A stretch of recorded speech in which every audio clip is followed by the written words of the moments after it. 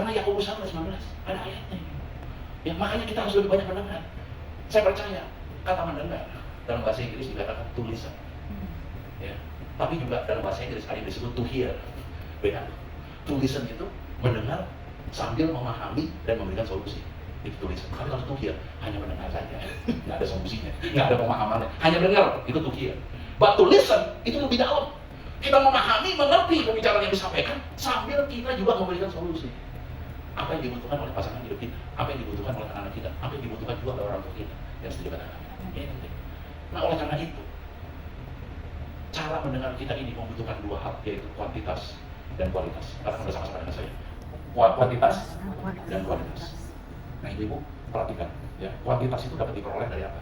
Kalau kita komunikasi kita mau punya kuantitas yang baik, cara mendengar yang baik, cara bicara yang baik, Tuhan menghendaki perlu banyak waktu.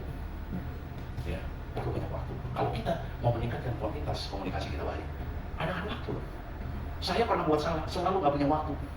Ya, karena sibuk pekerjaan, sibuk pelayanan, jadi kurang waktu sama istri, sama anak-anak. Sehingga bisa aja miskomunikasi. Sampai istri saya pernah bilang, saya nggak tahu apa yang kamu mau. Ya kan? Karena semua salah.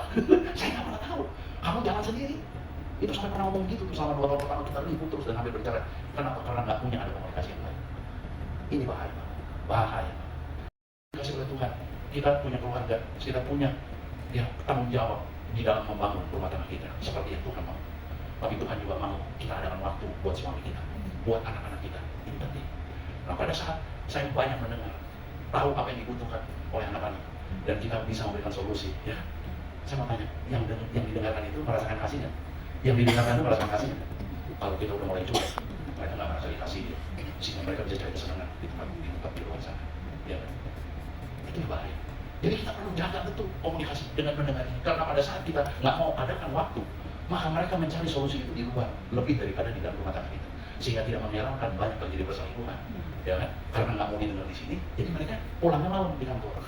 Ya karena tiap kali di rumah nggak ada, jadi lebih enak di kantor, lebih enak di kafe sama teman-teman.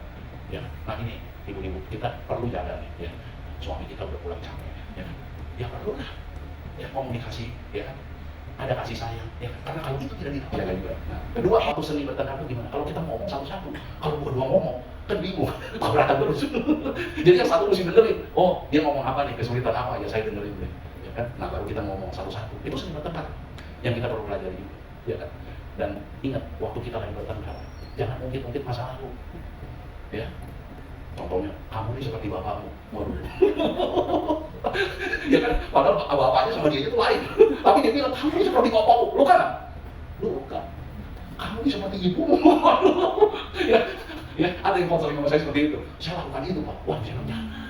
Kalau kamu lakukan itu, jadi tambah pedas, tambah rame, tambah geger. Ya kenapa? Dia ungkit-ungkit masa lalu. Dan dia sama-samain sama orang tuanya. Dia bilang, kata kamu bodohnya kayak papamu. Jangan gitu. Ya kan? Gemuk, jelek, apa gitu. Banyak pujian deh. Ya, ibu-ibu kalau banyak menghakimi, ya maaf ya, kalau banyak menghakimi,